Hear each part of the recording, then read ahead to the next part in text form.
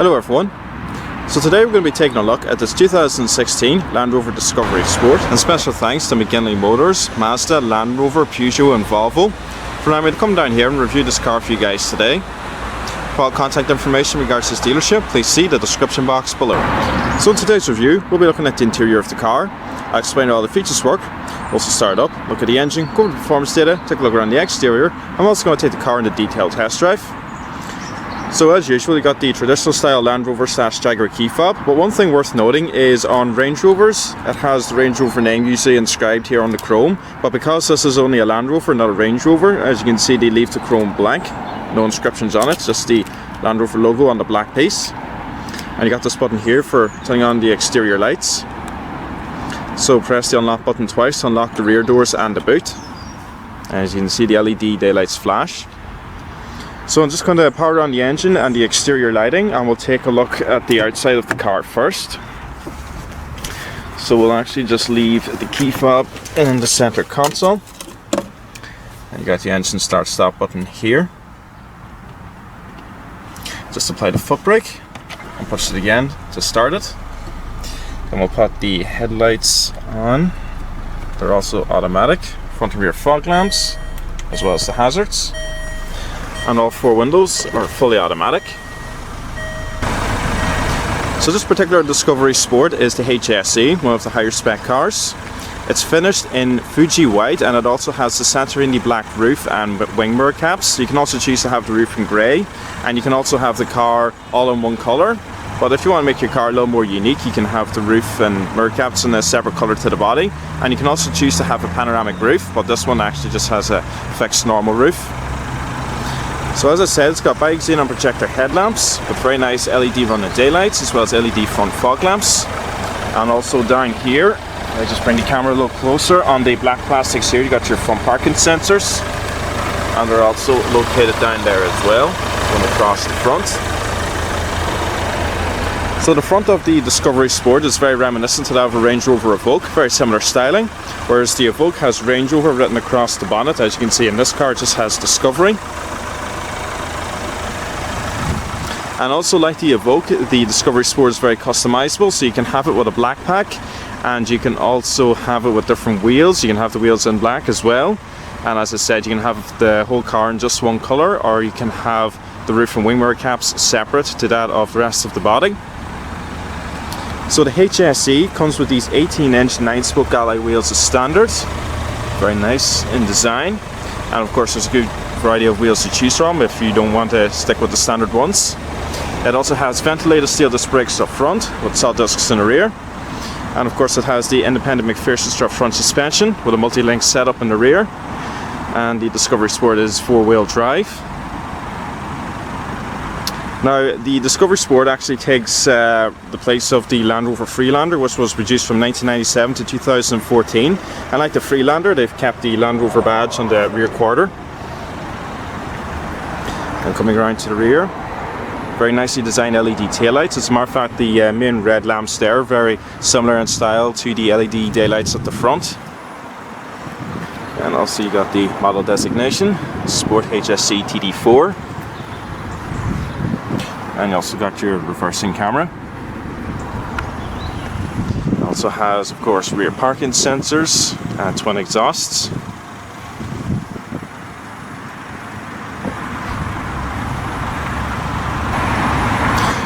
So let's take a look at the boot space.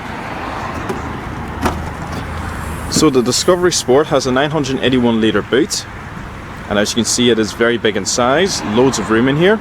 And also for an extra €1,650 you can actually choose to have third row seats, and we have a Discovery Sport back at the dealership with third row seats, and they fold down flat into the floor. As a matter of fact, they become part of the floor, so you end up with the exact same amount of boot space even with the third row seats.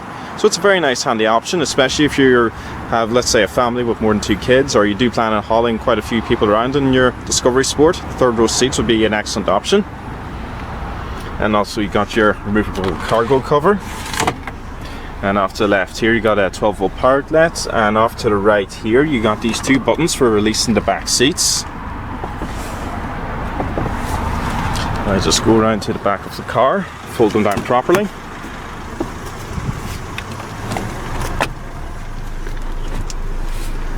And another thing, to release the seat, because as you can see this one is actually clicked in place, it won't move, you just pull this handle here. And also when the rear seats are up, if you want to fold them from the back area, you just pull this handle again. And as you can see, when we come around to the boot again, you do get a bit of extra boot space. They don't go down completely flat, so there's a little ledge behind, but honestly it's not going to be too much of an inconvenience. And if we look underneath the false floor, you got a space saver wheel as well.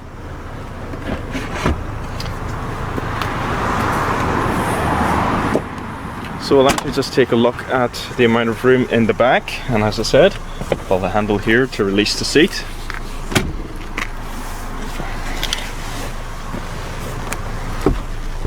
And we can just fold this end up as well. So as far as room goes in the rear, well, the simple fact is there's a lot of it. I have the driver's seat in my driving position, so sitting behind myself I have a lot of leg room, loads of it actually. And the headroom is very good as well. It is a very spacious car. Tons of space in here. And also you got your centre mounted armrest, 2 cup holders, a little bit of storage. And this particular Discovery Sport has the perforated ebony black leather. And also if we look down here, you got 12-volt power outlet, and just in here, you probably can't see very well with the camera, there's a bit of storage as well. And this particular Discovery Sport actually has the all-season rubber floor mats. Very handy to have them. It's easy just to wash them. As you can see, there's a bit of dirt on them now, but they're very easily cleaned compared to carpet. And also if we just come into the centre, now as you can see there's a bit of a bulge there from the transmission tunnel, but even so, somebody could sit in the centre and, you know, they'll only be taking up a small bit of leg room from the left and right sides. So let's go ahead and get into the front.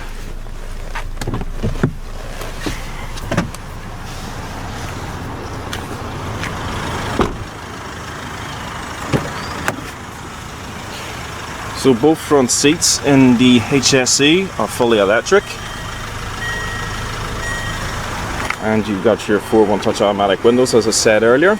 And also if you press these 2 buttons in, you can see with the little diagram, you can power fold the exterior mirrors.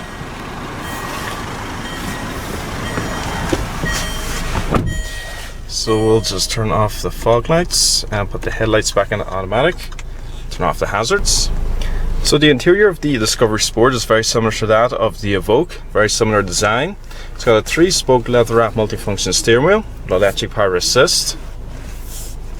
It's a very basic wheel, it only has the standard 93 notches. It's you know, it's thin enough in size, you know, it's not the thickest steering wheel ever, and it doesn't have any 10-2 notches, but even in saying that, it's still quite nice and easy to use, very comfortable in your hands.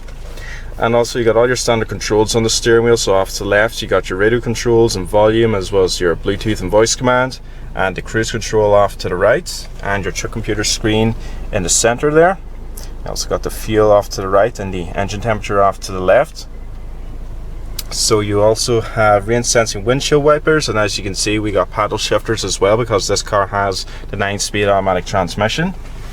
If I just aim the camera down here, you see these 2 buttons. This one is for releasing the boot, and that is your lane departure warning. And you also got your central locking located down here.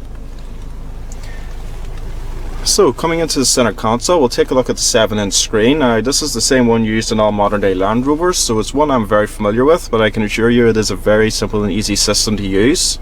So you got all your standard buttons located off to the left and right side, so we'll just look at them. This here is your main home button, which we're in at the moment. Then you got your settings. You can turn on and off your parking sensors from here. If you click this, you can have the backup camera on as you're driving along.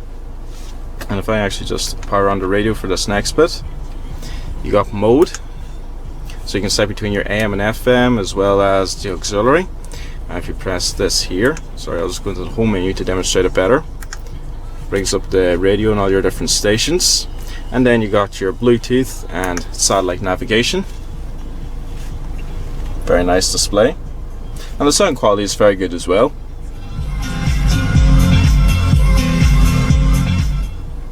Just power it off before I get a copyright infringement. So that is the basis of the controls off to the right and left, and to be honest, they're all replicated into the touch screen. So you got your media, which we were just in. I actually have to power on the radio to display it. As you can see when you click media, this button here just highlights the same information.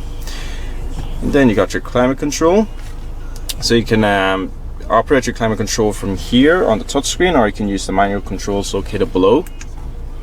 And then you got your Bluetooth, your satellite navigation, and then in here you can display your rear backup camera, which is again this button that I was displaying earlier. Eco data, I suppose this is your main truck computer. Tells you everything about your impact on fuel, your driving style, gives you all the information you could possibly need. And then you got your 4x4 information, so this gives you a live real-time update when you're driving over different surfaces. As you can see in that diagram, it tells you what the car is doing, it tells you about the tires and the diff locks and so on. And then what else have we got? Valet mode, and then you can just turn off the screen, and then to turn it back on, just simply tap it. So basically that is the system settings. It's very simple and easy to use. As you can see, it doesn't take much getting used to, and as I said, everything is duplicated by these buttons here. For example, if I click the settings, it brings up that screen. So you got your system, display, media and Bluetooth, as well as your sat nav. But if I press this here, it brings up the exact same thing again, so you can see what I mean. So located down here, this car has been fitted with the 3-stage heated front seats, indicated by the red LEDs. And then you just got your standard air conditioning and climate controls, and as you can see in each of these dials you got a very nice LCD screen for the fan and the temperature and so on. And then below here you got your start stop system, economy mode, and then you got your terrain response. So at the moment it's in normal road mode, and if I just select between the different modes, everything displays up here. So we got grass, gravel and snow, mud ruts and sand. So we'll just leave it in normal mode, and then located down here you got your hill descent as well as your traction control. And then come down here, as I said, in the center console there's a lot of room, quite deep actually, and you know, I can just easily fit the Land Rover key fob in there. You can fit a few items like your phone, and also it's got a bit of rubber padding so nothing should slide around. So as I said, this car has the 9-speed automatic transmission, and like all Land Rovers and Jaguars these days, you got this very cool looking dial for selecting between your gears. As you can see, the guidance lines come up along with the reversing camera when in reverse. And you got neutral, drive, and down and over to the right for sport mode, which quickens up the gear changes. And then you got your electronic parking brake located here. You also have your 2 cup holders with a 12-volt power outlet, nice soft leather armrest, and underneath which we find a pretty decent storage area, good and deep. You also got your auxiliary and USB, as well as your SD card for the sat nav and a 12-volt power outlet. And there's even a little bit of cleverly designed storage located up here. Again, this is rubber, so if you put something like your phone or keys up there, they shouldn't slide around. And you got a nicely padded glove box as well, pretty good in size. And the Discovery Sport also has the auto dimming interior mirror, which I believe comes as standard with the rain sensing windshield wipers. I think they're a pack. You also got your padded sunglasses container, as well as your reading lamps and your vanity mirrors. Now, one thing I should mention is, although the interior is pretty much the same as the Evoque, there are a couple of little changes. The main difference that you'll find is this actual center stack, the way it's designed. So as you can see, it's got this kind of fixed vertical design, whereas in the Range Rover Evoque, it's much like Volvo. It kind of curves down like this here and into the center console, and you got a little storage area behind it. But other than that, there are a lot of similarities between the interior of the Discovery Sport and the Evoque. A very nice simplistic design, everything is where it should be, nothing is overly complicated. You got your engine start stop button, very nice 7-inch touchscreen to use, and very nicely lit LED dials. So let's go ahead and check out the engine, and then we'll take the car on a detailed test drive. And while I'm on the passenger side, I should also mention you got this little handy hook here, so if you have a bag or something, you can easily just hang it off that. The bonnet release is located just down here. The engine is a 2-litre TD4 turbo diesel. It produces 147 brake horsepower with a top speed of 112 miles per hour. It also puts out 280 foot-pounds of torque and can also get 57 miles to the gallon.